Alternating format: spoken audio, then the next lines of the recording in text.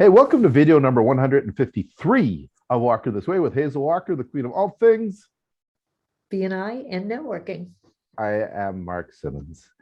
Hazel, once again, ask for what you need and you get it.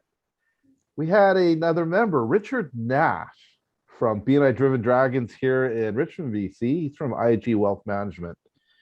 And he put forward like a great question, which I can't even clearly answer. And I think it's the same for many members. And it was about power teams. But here's the question. What's a power team? We throw the word around a lot. Members throw it around. We're a power team, power team, power team. Don't think we're very clear on what actually a power team is. So what, Hazel Walker, is a power team? Well, it's not a contact sphere. So what's a contact sphere? Just going to shoot questions at you. That's a good question. And what's the difference? Between the two, contact sphere and power team? Well, a power, let's start with VCP. Okay. Visibility, credibility, profitability, right? And I always teach there's two levels of credibility. There's early credibility where I'm starting to build a relationship with you, right? And then there's deeper credibility when I'm building that relationship, but I'm trusting you a little bit more, right? It's a much deeper level of credibility. You've been around longer. So it's a higher level of trust. So when I'm in a contact sphere, I'm in a group of people that have a similar target market in a non-competitive situation. Like we don't compete with each other, but we have a very similar target market and we can do business together. And that business with a contact sphere tends to be more reactive, right? So it tends to be a little bit more lead driven.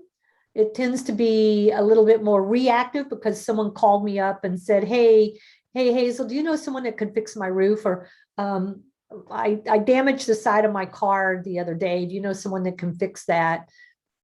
I need a will. Do you know a lawyer? So someone called me. I didn't do anything. They just called me. And then a power team, that's a contact sphere. So it's pretty loosey-goosey. And you can actually have 25, 30, power teams can be pretty big. I mean, contact spheres can be pretty big. Power teams, on the other hand, come out of the contact sphere. So these are people who have built a stronger relationship with each other. They have a much higher level of credibility with one another or trust. And they have agreed to have past business back and forth to learn how to what questions to ask, how to identify people. So they've educated each other a whole lot more. And their referrals tend to be a little bit more proactive. For instance, they will ask questions of their clients to pass to their power team. Their target, in both instances, target market and trust are the two most critical things to have. You have light trust and credibility with your contact sphere. You have similar target markets. With power teams, you have more the same target market. You might have a couple different target markets you're after, but at least one of them is going to be the same. And you have that influence with people. It's a much higher level of trust and a much higher level of commitment. And you can't just put people in power teams, which is what chapters tend to want to do. You're in that power team and you're in that power team. Reality is I could fit into two different power teams.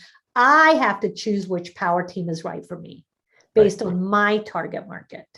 And when you just throw someone in and a brand new person joins and you just toss them into a power team, we don't know them yet. There's not enough trust and they're going to feel a little bit left out. So we build power teams out of contact spheres.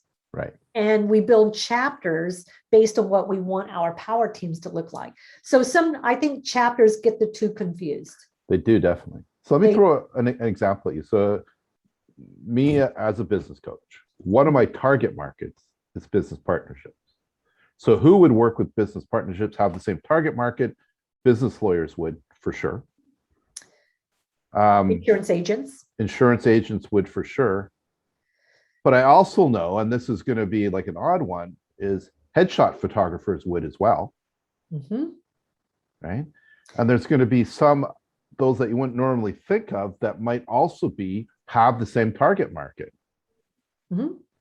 as mine, and they could be part of a power team in a different way. So yeah. If you have to have multiple things, you have to A, the same target market, Yeah. B, a high level of trust, and C, influence in the market. So I need to be on the right side of the sales market, Right. of the sales, right? So I need to know your customer before you know your customer, if I'm going to be able to refer to you. So yeah, it's going to be the accountant. The accountants would know Definitely. business partners, and they would be setting that up. So Yep. if I've got high levels of trust, same target markets, and I can influence it. If I'm a gardener or landscaper, and I'm landscaping a multi-million dollar home, it's going to be very rare that I have any conversations with the homeowners, right? I probably won't have, because they rarely are going to see me. I'm going to be out there doing what they told me to do at the very beginning.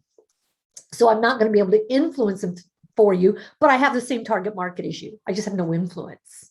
Right. I'm more your downstream. You would refer business to me, but I would have a hard time referring it to you. So you need both upstream and downstream, Yeah. right? In that target market. So you're constantly feeding everybody. Does that make sense? So it makes sense. So the two key takeaways I get from what a power team is this. Number one is you have the same target market as opposed to similar. It's the same target markets, and you may have many target markets. So first off, you need to know what your target markets are and be really clear on what they are.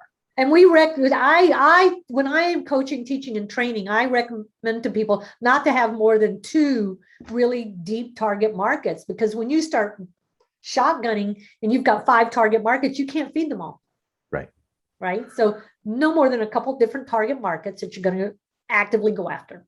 Yeah. So you have the same target markets. And number 2, which is the power in power team, is you're referring to those people in your target and your power team to each other. You're referring business to each other. You're referring in a proactive manner, not a reactive manner. Right. Right. Reactive, just I'm reacting to something. Yes. Proactive means I'm proactively asking my clients and my contacts questions on your behalf. Yeah. So contact sphere is pretty general. Power teams are pretty specific. Yeah. And take more work, take more time, take more effort, and the payoff is greater on the other end as well. Right. And you see this happen. You actually see this happen a lot when you see attorneys, accountants, bookkeepers, and a business coach. Like they'll have like a power team of 4 or 5 even. Right. And even outside of BNI, power teams have been around forever.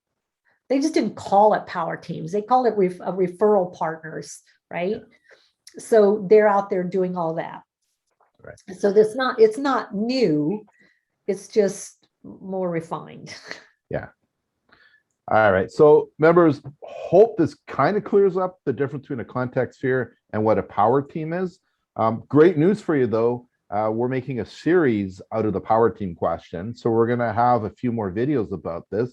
This is part 1 of, I don't know how many yet. We'll know when we're done, right, Hazel? Right. And now that we've done this, you may have more questions. Yeah. Right? And if you do have questions, audience, you might have more questions. Definitely send them our way. We love the questions. All right. So wait for the next one. We're going to talk about probably a couple other topics on how to develop them and other pieces like that. But for now, this is what is a power team. Exactly. Till next time. Bye. Bye.